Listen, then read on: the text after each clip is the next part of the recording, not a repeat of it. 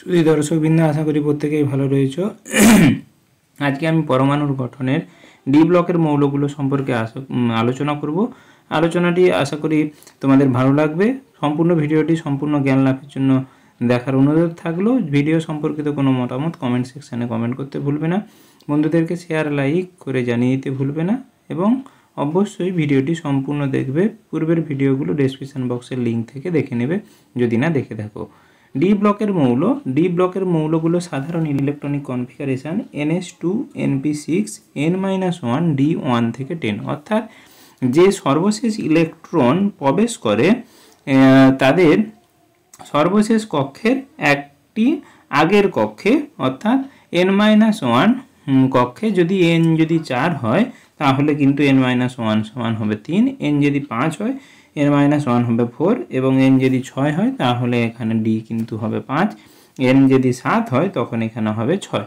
তাহলে এই হলো সাধারণ electronic configuration NH2 NP6 N-1 D1 থেকে 10। এই হলো ডি ব্লকের মৌলগুলো সাধারণ ইলেকট্রনিক কনফিগারেশন। এই ডি ব্লকের মৌলগুলোর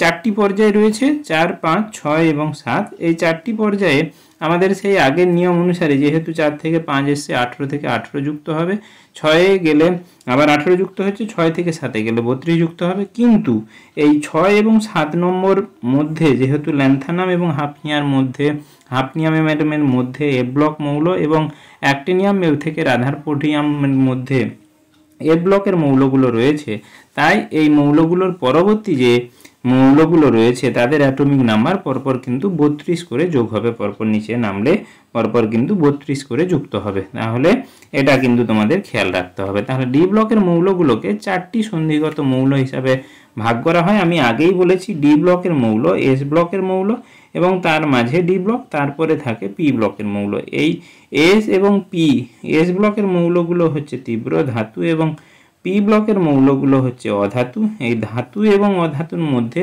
সংযোগ স্থাপন করে ডি, এই জন্য ডি কে বলা হয় সন্ধিগত মৌল। এই সন্ধিগত মৌলকে 4টি ভাগে বিভক্ত করা হয়। প্রথম সন্ধিগত মৌল, দ্বিতীয় সন্ধিগত মৌল, তৃতীয় শ্রেণীর সন্ধিগত মৌল। এগুলো শ্রেণী: প্রথম শ্রেণীর সন্ধিগত মৌল, দ্বিতীয় শ্রেণীর সন্ধিগত মৌল, তৃতীয় শ্রেণীর সন্ধিগত মৌল, চতুর্থ শ্রেণীর সন্ধিগত মৌল।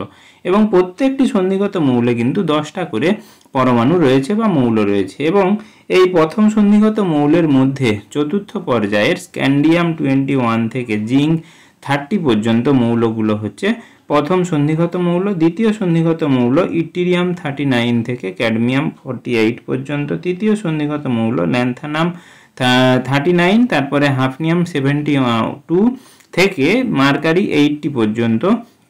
তৃতীয় সন্ধিগত মৌলের মধ্যে পড়বে চতুর্থ সন্ধিগত মৌল অ্যাক্টিনিয়াম 89 থেকে রাদারফোর্ডিয়াম 104 থেকে আনবিয়াম ইউইউবি 112 পর্যন্ত মৌলগুলো চতুর্থ সন্ধিগত মৌলের মধ্যে পড়বে। এই ডি ব্লকের মৌলগুলোর এবারে আমরা কিছু বৈশিষ্ট্য জানবো। ডি ব্লকের মৌলগুলোর যে বৈশিষ্ট্যগুলো আমরা জানবো, ডি ব্লকের মৌলগুলো কিন্তু রঙিন যৌগ তৈরি করতে পারে। ডি ব্লকের কেবলমাত্র মার্কারি বাদে সমস্ত মৌলগুলি তাপ এবং তড়িতের সুপরিবাহী। এদের তড়িৎ ধনাত্মকতা এস ব্লকের মৌল অপেক্ষা কম এবং পি ব্লকের মৌল অপেক্ষা বেশি। ডি ব্লকের মৌলগুলি অপূর্ণ ডি উপকক্ষ থাকার জন্য এরা একাধিক জারণ অবস্থা বা যোজ্যতা দেখাতে পারে। ফলে এদের অন্য মৌলের পরমাণুর সঙ্গে যুক্ত হওয়ার প্রবণতা কিন্তু অনেক বেশি ডি ব্লকের মৌলগুলোর। এই ব্লকের মৌলগুলির বিশেষ ধর্ম হলো, আমি প্রথমেই বলেছি যে রঙিন জটিল যৌগ তৈরি করতে পারে। রঙিন জটিল যৌগ এরা তৈরি করতে পারে, আমরা জানলাম রঙিন জটিল যৌগ তৈরি করতে পারে। 5, এই মৌলগুলি সংকর ধাতু তৈরি করতে পারে, অর্থাৎ ধাতুর সঙ্গে ধাতু যুক্ত হয়ে দুটো ধাতু যুক্ত হয়ে সংকর ধাতু তৈরি করতে পারে। আর কি না, আর বেশিরভাগই ডি ব্লকের মৌলগুলি আয়নী ভবন বিভব এস ব্লক এবং পি ব্লকের মৌলের মাঝে, কারণ এরা মাঝে অবস্থিত। এবং এই ব্লকের বেশিরভাগই মৌল অনুঘটক রূপে কাজ করে। তাহলে কোন ব্লকের মৌলগুলো অনুঘটক রূপে কাজ করে? সেটা হচ্ছে ডি ব্লকের মৌলগুলো কিন্তু অনুঘটক হিসাবে কাজ করে, অনুঘটক হিসাবে কাজ করে হচ্ছে ডি ব্লকের মৌলগুলি। এই হচ্ছে ডি ব্লকের মৌলগুলির বৈশিষ্ট্য। আশা করি ভিডিওটি ভালো লেগেছে। ভালো লেগে থাকলে অবশ্যই চ্যানেলটি সাবস্ক্রাইব করে বন্ধুদেরকে শেয়ার করে জানিয়ে দিতে ভুলবে না। নিত্য নতুন নোটিফিকেশন পাওয়ার জন্য বেল আইকনটি প্রেস করতে ভুলবে না। ধন্যবাদ।